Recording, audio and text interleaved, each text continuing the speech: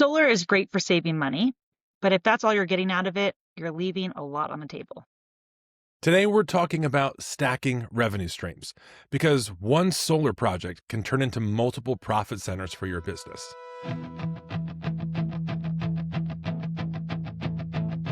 This is Wired for Power, where the energy of ideas meets the force of execution. Let's get to work!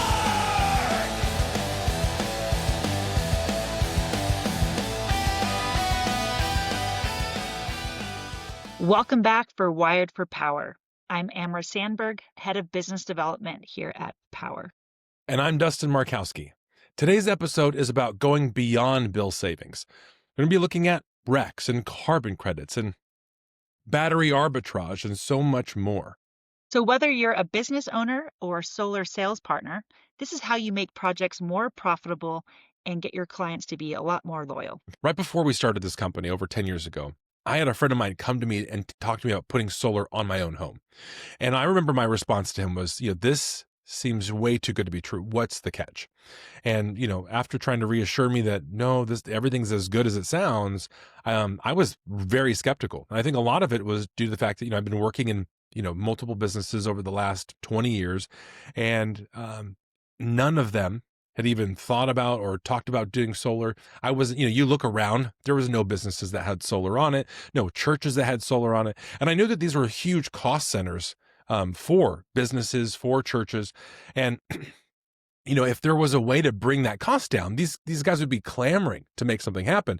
So it kind of kicked off a lot of research for me. And I started, going into it. And as I started to uncover, there was more incentives even for businesses, for churches, than there even were for homeowners. And so, Right. That was something that I think that was really surprising to me. And I think, that's a big part of what we're going to talk about today, but that's really, in a lot of ways, that actually is what kicked off our business altogether, was kind of uncovering, going, hey, there's a lot out here. Nobody knows about this. Yeah. And so that's kind of what preceded the creation of our business here. Well, what year was it when you were kind of going through this journey and figuring this out? Yeah, it's probably in the 2015 to 2017 timeframe. Okay, so it's still early on. I feel like a lot of the work that we do, even now, even though these incentives have been around for a long time, is just educating. Because everyone knows about the one big tax incentive, which we talked about on a different podcast. I think is our first one, Yeah. was the tax incentives. And some of those are pretty obvious, but there is a lot more of this. And I think the general population, a lot of businesses are understanding that there are different incentives, but you have to dig deep to find them, right? And I don't think a lot of sellers out there, at least, commercial sellers, know about all of them. It takes a lot of Yeah. work to figure those things out. And it's like, do they actually qualify for these things? Because not every single business is going to qualify for every single one.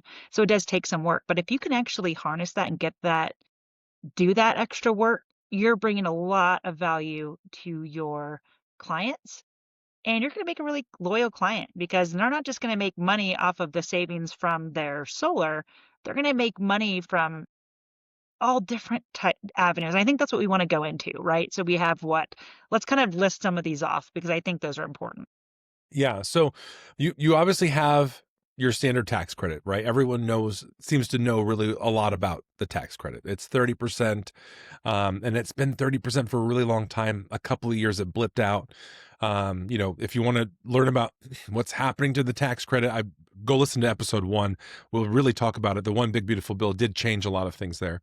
But the tax on credits, that same vein, with that 30% federal tax credit, there is another tax credit for the low income improvement districts. yes, Do you want to dive into that exactly. too? Because that kind of Yeah. teeters off of that one.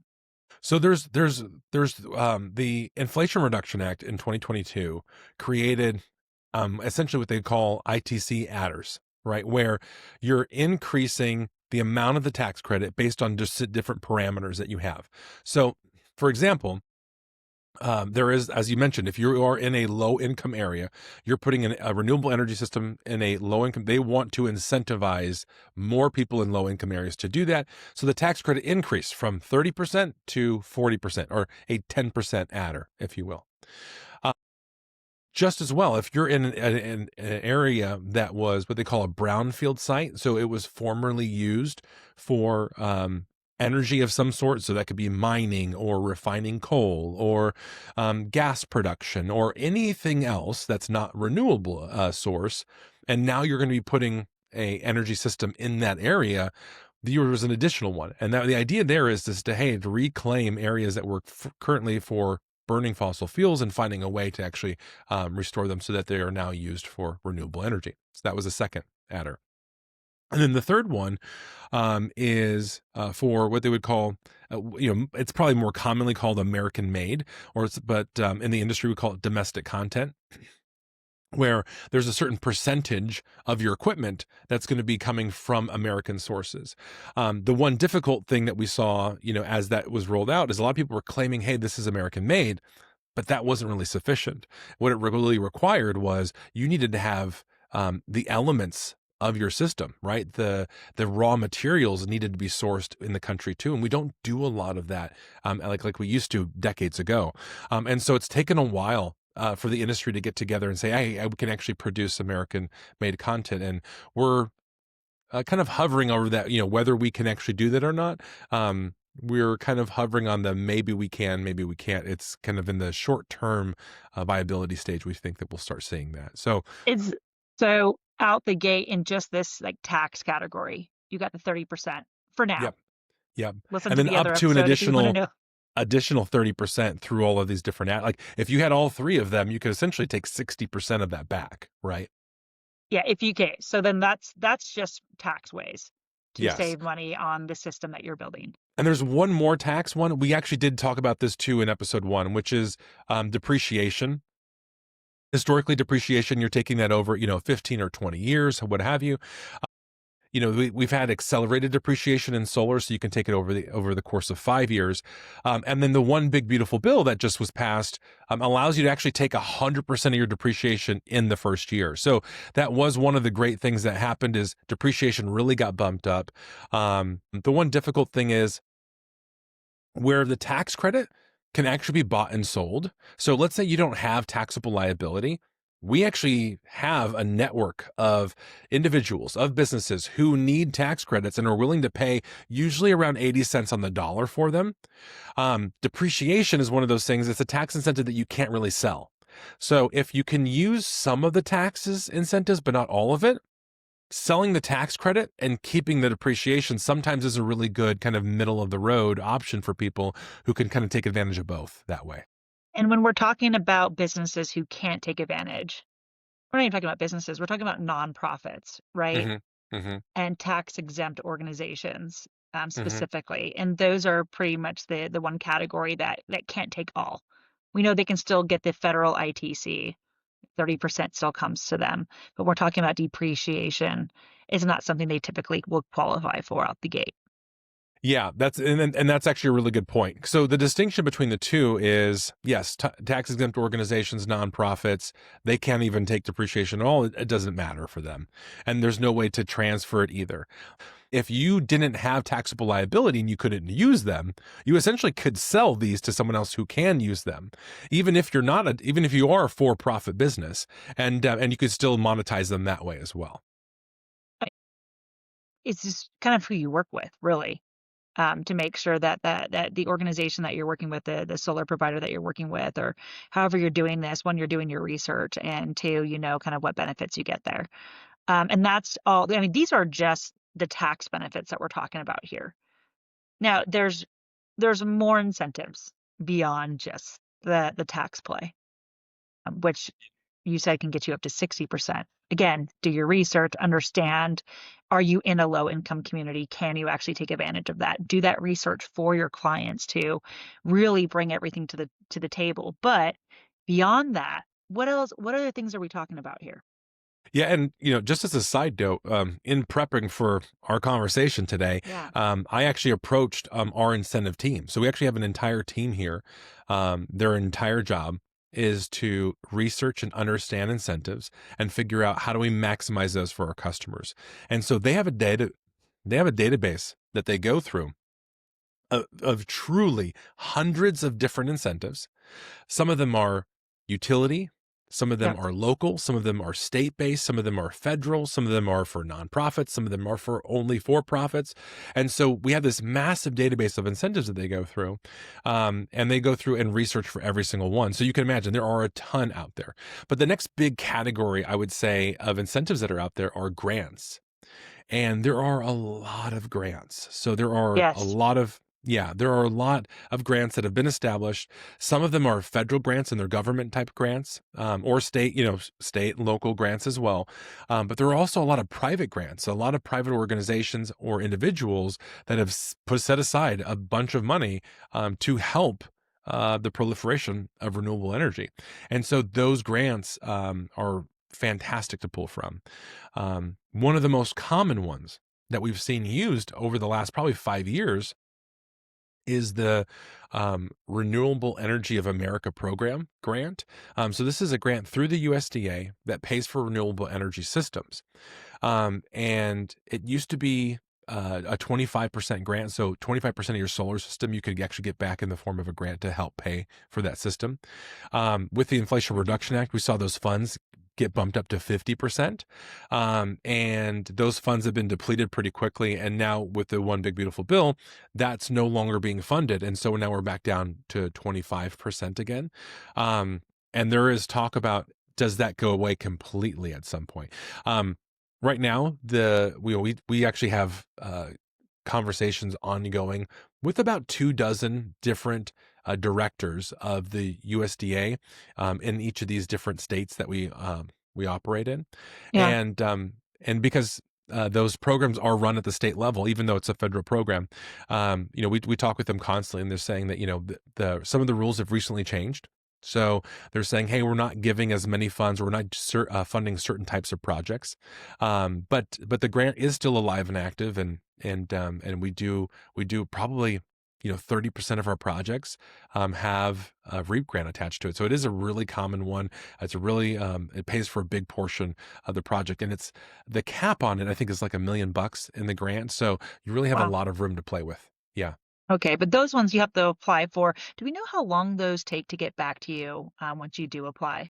Yeah, so they do take a lot of time. The biggest actually time suck is in the very beginning, because it's a lot of documentation that they're asking for, and then you have the ending of a project where it usually gets completed. But at that point, it moves a lot faster, and then typically you're seeing those checks being delivered somewhere between 2 to 3 months after the project's completed and turned on. Now, is there any limitation? And I know we're kind of going around this, but these questions keep popping up, and I'm sure some of our listeners have some of these questions. If you got a grant, can you still take advantage of some of those tax incentives, like the federal ITC, maybe the improvement zone incentives, things like that? Are you still able to get those? Yeah, so they're not exclusive. So if you can take both the tax credit and get the grant and you can use them together, which is fantastic. I will say the one that does get affected is depreciation. So even though we can take 100% of depreciation right now, the amount that we can depreciate is less than 100%. So it sounds confusing, and it is confusing, to be honest with you. But essentially, if you take the entire tax credit, right? So whether it's 30% or you have it all the way up to 60%, you cut it in half, right? So if it's 30%, you cut it in half, that's 15%. So then 85% of the system cost, so like the inverse, 85% of the system cost you can depreciate, Which right? makes sense. Actually, that's still pretty generous from the government, and I Yeah. can't believe So the I'm idea saying that. there is, hey, we're trying to create an incentive here, but the IRS really does not like when you double dip. And they said, you know what, we'll meet you in the middle. And so we'll let you just take half of it. Yeah. Okay, not depreciate on the full value because they're saying we're giving you 30% back. Yes, So you exactly can't. right. Okay, that makes sense. Okay, yeah. And then that's the other thing that like I think about is when you're working, a lot of these business owners don't know these ins and outs, right? Yeah. That topic we just talked about with the depreciation and how much you can actually get from the government and doing the math. It's like really important to work with a solar company or finance company or your tax person to understand what is everything. Yeah. And don't just take it for face value. There are nuances within each one, and making sure you do it properly so there's no surprises later is always key. Yep. Yep. Exactly right. Okay. One of the things that I think, looking at kind of like, so what's kind of the next category, if you will, can we make money from the system? And so one of the things that we see a lot, right? We get a lot of people that approach us and say, "Hey, listen, I have land. I Yeah. want to, or maybe I have a lot of usage and I want to build the system, but I want to overbuild it. I want to sell my energy back to the utility company." And in the earlier days of solar, it was much more common to be able to do this because you could sell it at retail. So if your company's charging you 20 cents a kilowatt hour, you can sell it to them for 20 cents a kilowatt hour. You're doing pretty good. Especially when you consider the cost of energy on average through a solar system is between 3 to 6 cents a kilowatt hour over Yep. its lifetime. Like, you're making good money there. But as more and more solar has come in, these utility companies say, "Hey, this isn't a good deal for us. We buy our electricity at wholesale. We don't buy it at retail. We sell it Right. at retail." And Yeah. so they're paying 2 to 3 cents for power typically. And so they're going through going, "Hey, this doesn't make sense." And so they've changed a lot of the rules and the way that they exchange that. So sometimes you can sell it to the utility. But a lot of times if somebody wants to do that, what we need to get out, look for is what we call an off taker, someone who's actually going to buy that energy from you at a specific rate. And so Right. that way that what your return is going to be. And so it could be as simple sometimes as like, "Hey, I'm right next door to this business that could go buy it for me directly." And you still have to work with your utility company, but you can now sell that energy to them at some Mm, reduced rate. Right. okay. Because so there's different way. It doesn't always have to be a neighbor, but that's just one example of how that Are we works. saying neighbor just because of the delivery of it? It's like a little bit easier from there, or Yeah, so that actually is a real world example that can be okay. used where you can Yeah. actually sell it to the person next door to you. And it's the easiest one to do because of proximity, because you're generating it on Interesting. site and you're literally just transferring it right next door. Now, you don't have to be a direct neighbor in order to do that. But now what I'm willing to pay for your power might be less. Because what is the what is the Okay. mechanics of what we're going to work with from the utility company? And that's something that we got to go figure out. Sure. And then it obviously all has to be from the same utility company. Yes. Yes. And What some of people these don't guys never. understand here too is that in Yeah. in this realm, the margins have become very thin over time. And so, the way that you do that is through scale. So the bigger the system you have, the likelier your chances of actually making money are. And so it does get costly. And so just something to know and to think about, right? There are investors that will pay for it. Yeah. But it's one component of many to think about. Interesting. Okay. Yeah. Um, what about SREX? Yeah. SRECs are another really great one. So in a similar vein, Right. there are companies, right? And the example I always like to use is United Airlines, right? United Airlines is in the business of transporting people all around the globe. There is no way to do that right now without burning fossil fuels. There's no So way to transfer they people don't around. have airplanes that have solar panels on them yet? You don't want to be the one plane that catches on fire No, mid-flight. no. So what does that look like? How do we, how do you build against it? So, yeah, so no, United Airlines, long story Still short, fossil fuels. Got it. yeah, still fossil fuels. Exactly right. So, but there are in different countries, there are different limitations that you need to have. Right. You need to have your carbon footprint dropped by certain levels over certain times. So what United Airlines does in order to become more green, reduce their carbon footprint is they go out and purchase what they would call either carbon credits or RECs, right? So RECs is like how we view them on the sell side. Carbon credits is how we view them on the buy side. So meaning what I mean by that is United Airlines needs to buy credits saying, "Hey, we're offsetting these carbon emissions, these fossil fuels that we're burning." They do that by ensuring, hey, somewhere else where there would have normally been fossil fuels that were used is now renewable energy that's being used, and now I can get credit right, for it.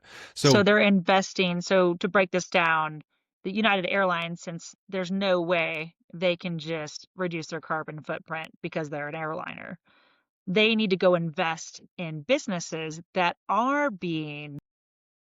are kind of following these guidelines and maybe solar, things like that. And so build like a perfect example would be like, what about I don't know, a school or small business that doesn't need those carbon credits or those energy, what's it called? The renewable energy credits that they're building. They can actually sell them to United Airlines. They buy them because they invested in that business and bought those carbon credits for them, and then now they're becoming more neutral. exactly right. And so REC stands for renewable energy credits. Yep. And so, and that's the, like I said, that's the term on the sell side. So I Right. have a system, it's Mm. producing energy. Essentially, if I can find a way to certify that energy being created, Yep. I can sell that certified energy, as a certificate or a serial Right. number or something to somebody who needs it, right? And they can go buy it. And so it has value. And so what we've seen is about 20 different states have set up programs that say, hey, this is the market. This is what we're willing to pay or buy those credits for at different points in time. And you can participate in it. And then there's another handful of states as well that have said, hey, listen, we're totally fine with you selling these, Right. but we're not going to create our own marketplace. So you go find a private marketplace and you go do that. So, I mean, so Yeah. somebody who might have a couple acres of land, they want to do a solar farm. You hear that all the time, right? And it like depends on where they are. And it's like, well, how much are we going to invest in this and how big could this get? Just to have a bunch of land with solar panels on it. They don't need the carbon credits. Yeah. They actually would have this there. Obviously, they could sell the energy, right? And we know that Yes. those margins are getting smaller. So in some scenarios, it doesn't make the most sense, right? And evaluating that, it's Exactly. a good thing. But you say, oh, well, actually, I'm not doing this for selling the energy as much as I'm doing this to create renewable energy credits that I can then sell. So Yeah. basically, just create an entire industry for this. Yeah. That's exactly right. Interesting. Yeah. Okay. Yeah. Um, yeah. And it's funny is, so we've, uh, like I said, there's some states Right. that have a whole process. It's very, published and well known. Our team here helps our customers kind of get signed up and make sure that they're getting those in. And then for those areas that are kind of like they're voluntary, Right. we have partnerships with private marketplaces that allow us to get those sold. And sometimes you can get them sold as a lump sum up front. You get obviously you're taking a discount on what they're going to willing to pay you because you're taking all the lump sum up front. Um, Sure. or you can have them sold over time and make that value. So it's been interesting to see the Okay. different approaches that businesses have taken it. But our goal here is how do we maximize our customers for maximizing those incentives out. And so that's been a really great way. When you think about what's your biggest ongoing way of creating revenue or value with solar, Right. it's been utility savings essentially. Yep. Right. Yep. And so Yep. carbon credits and RECs are like kind of that first thing that say, hey, listen, I can actually make ongoing money, like where you're actually Right. getting paid for it. So it's a nice not new, but it's a nice, different type of incentive where you actually can look at like, hey, there's an income and there's a marketplace for it. Like So I'm actually getting a revenue stream out of this. exactly right. That's I'm exactly not right. only saving money on my utility bill Yeah. and doing something great for the planet, I'm also making money off of this for the foreseeable future. Do we know how long this is going to last for? Um, we don't. Essentially is the Paris Climate Accords was kind of the big thing that was keeping people into doing this. With that potentially going away here in the United States, is it still a viable market? Well, it seems like yes, because the truth is the last 2 or 3 generations that are now in the workforce, in the consumer space as well, this is something that they value from brands that they purchase from. And so, yeah, it's Yeah. really important to them.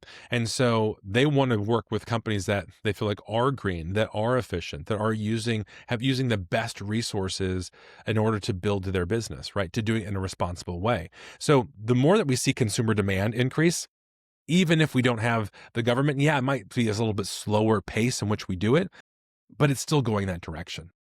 Yeah, absolutely. Wow. I mean, I'm just thinking about all these different avenues. You could essentially get 60% of this system off. If and then maybe more, you can get a grant. And then Yeah, now you're making revenue off of it. This like whole system is like net negative because right. you actually are making this into almost a side business or a nice new revenue stream for yourself. And I will say we've seen Yeah. very many projects where, the customer's like, hey, I'm actually, in the first year or in the first 3 years, I am making more money than it cost me to build the system. Not even looking at savings from the utility company, right? That's just an extra bonus. You can actually recoup your entire ROI before, you even calculate savings from the utility company, which is Oh, pretty amazing.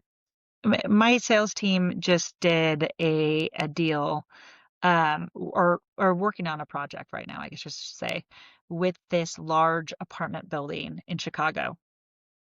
And they get the federal ITC. That's great. They're actually in an improvement district. That's great.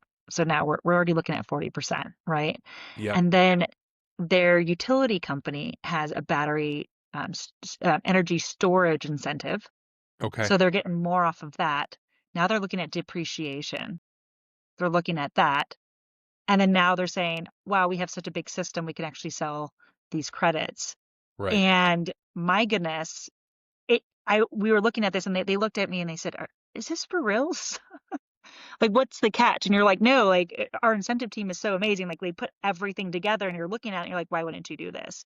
Yeah. And it just becomes something that sells itself, right? It's Yeah. just this makes so much sense for your business. Yes, you are in the real estate business. You're renting out apartments to folks, but now you can actually get another revenue stream in from just doing this. Hmm. Why not? Yeah. Right. And so like they just had like the perfect flow of everything working out. But I think that goes back to, I mean, the story of our whole conversation is there are a ton of incentives. Like you said, there's hundreds of them, depending on what utility company, depending on all these things, being able to do the research, put that into your story. So like on this with our sales partners, being able to communicate that to your client and showing them all those different avenues and then working out the math so it's right. Yeah. Yeah, Yep. you can depreciate this much, but not this much. And this is exactly what those numbers are. Um, it, it's something that every single sales partner should think about. And then for every business owner that's looking into, should I be investing in solar? Well, yeah. And if you need help looking up those incentives, we got those, right? Obviously, we can help you out with that. I'm sure there's others out there that know how to do this. You can research it online. You got to really dig though, and you got to make some phone calls. Yep. But there's a way that all of this becomes very free, and there's a way that all of this becomes a whole revenue stream, or it could be.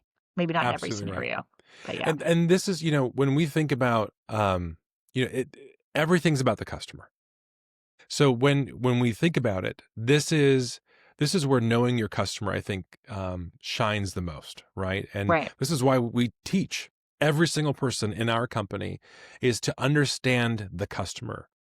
How do they do business? How do they make money? How do they spend money? What are their goals? What are the things that they're trying to achieve? Because once we understand what the customer is trying to do and right, accomplish, right, we can, I can go in and say, hey, listen, these incentives don't even matter, but these ones over here are so much more valuable. And so, it allows us to go, hey, maybe we build this thing different than you would expect, right? Everyone wants to go, hey, let's offset 100% of what we're using on an annual basis. What if doing 150% made more sense? What if yeah, doing 30% made more sense? Right. And that's exactly. where knowing your customer, I think, becomes so valuable. And so I think that's always where, they say the devil's in the details, but that's where you get the detail is by really understanding your customer well. Well, I think the problem with this industry and with some of these things is doing that extra work. It takes time. Giving your customer more options of saying, hey, it's so easy to say 100% offset. You save money in your utility bill. Go get your Yeah. federal ITC tax incentive. Go do all these things. Sure. Makes sense. Simple. Well, why would they go then refer you if you're kind of doing what everyone else is doing? If you go the extra mile and you do say, hey, if we build out a system that's a slightly larger, yes, it costs more money, but here's the return on your investment. And this is how much more you're going to make. I'm okay with you just doing 100%. I'm okay with you offsetting less, but here's where you can actually make some valuable money off of this. Yeah. That client is going to go tell their neighbors, their other business owners, like, have you looked Yeah. into this? And again, it might not be the same exact story because we know every single building, every single business is different, right? Every single utility company and the incentives there could be very, very different. But it is taking that extra time, adding that to your story, giving options, and being patient. Yeah. That's exactly right. That's exactly And right. again, I mean, gosh, some of these things you can't be that slow, right? Because we got the big beautiful bill that changed some things in good ways and in not so great ways in a few years. So yeah, I don't Yeah. know. I think the moral of the story is do your research, take your time, give people options, and there's just a lot here. Yeah. Yeah. I completely agree with you. If I'm thinking about, kind of key takeaways, just recapping some of those things, utility savings, number one, utility savings is kind of the starting point, not the finish line. If we think about, stacking revenue streams, as kind of our second big takeaway from here, we can potentially now see ROI before day one, which is just incredible. The fact that that's even possible, you know? And then I guess what the last thing I would say is get to really know your customer, and to your point, do your research. As a customer, do your research, kind of understand what is actually there available to you and what are your goals. Like, is your goal to save? Is your goal to grow? And being very clear, I think gives you a clear understanding of, does this actually make sense for us? Do we want to go through this process? Yeah. I would just say here, this is something that we do in our business. Amorah's team does a very thorough analysis of this. We call it a stack audit, and we do a custom stack audit for every single one of our customers here. So if you are interested in that, man, reach out to us at Power Solar. Amorah, her team would love to work with you, help you out, and see if there's what we can do for you. Yeah, and just answering questions. There's zero pressure to work with us. If you're just curious about it and want to know what's available for my building, call us. We have a team ready to go for you to help you out, and there's no pressure whether you move forward or not. So we're just here. We're just here to help get this information out there. We want more businesses to do this. We want more people to take advantage of this, at least while it's lasting and while it's here. So that's all we have today. Until next time, thanks for joining us, and be sure to subscribe and get ready for next week. Let's go build something powerful.